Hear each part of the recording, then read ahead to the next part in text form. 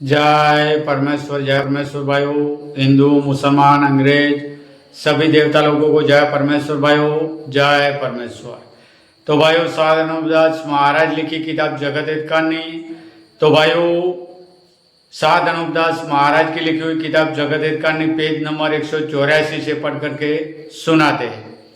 तो भाइयों, हिंदू मुसलमान अंग्रेज और साधु संत पंडित फकीर राजा महाराजा और सातों आठों विलायतों के राजा बादशाह व रैयत सबके आगे भाइयों हाथ जोड़ करके अर्ज करते यह किताब जगत हित करनी जरूर एक बार पढ़े और पढ़ करके इंसाफ करे। तो भाइयों, यह किताब साधनोपदास महाराज ने मेहनत तमाम और बहुत से रुपया खर्च करके तैयार किए। तो भाइयों, संसार की औलाद को सुख प्राप्त होने के वास्ते तैयार किए। तो भाइयों, जरूर इस किताब को अपने अपने औलाद बचने के वास्ते भाइयों जरूर पढ़े और पढ़ करके इंसाफ करे। जय परमेश्वर भाइयों। तो यह किताब पढ़ करके सुनाना हमने हमारा फर्ज समझा है। तो भाइयों, यह किताब साधनोपदास महाराज के मुलाजिम मुलजी होने के नाते पढ़ करके सभी संसार के लोगों को परमेश्वर के लेके सुनाते, ताकि इस किताब का इंसाफ होए तो दुनिया में अमन चैन कायम हो जाए। जय परमेश्वर भाइयों, जय परमेश्वर। वो किताब मुफीद आम मौसुम जगत हित करनी अज तस्नीफ साधनोपदास मूत वतन मुलक मारवाड़।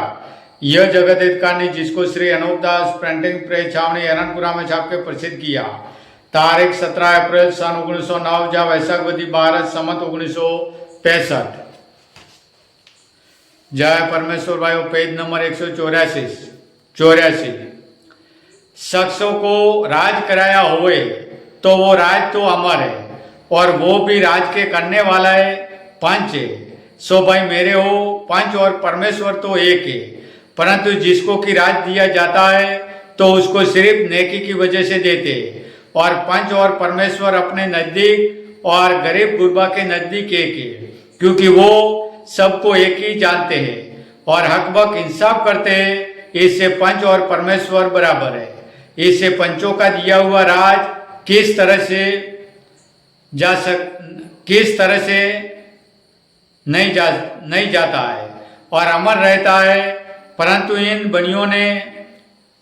इन बनियों बेईमानों ने ऐसा जाल चलाया कि दूसरे लोगों को बदनामी देने के लिए और उनके बच्चों को बदनामी देने के लिए दूसरों के हाथों से मरवाते, और सौदागर बच्चे खुद अलहदा रह जाते।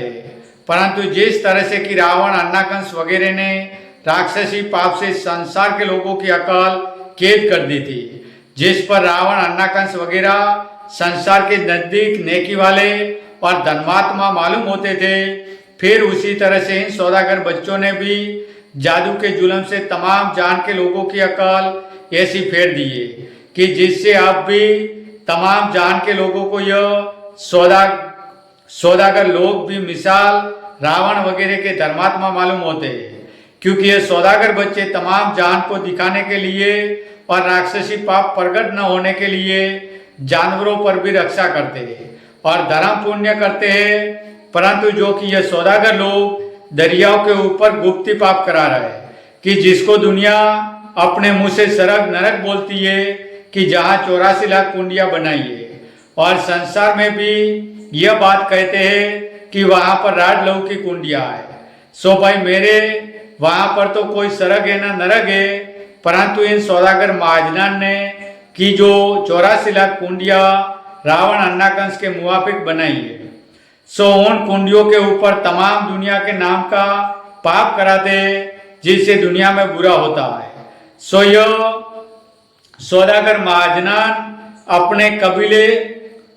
अपने कदीमी पाप को अपने कब्जे में रखते और दूसरी जात के राजा बादशाह को थोड़ा सा पाप का करना सिखा देते, जिससे वो भूलकर यह जानने लगते कि हमने राक्षसी पाप का सरग बनाया, परंतु यह ख्याल नहीं करते कि हमारा राक्षसी पाप नहीं है, क्योंकि यह तो किसी ने हमको करके सिखा दिया।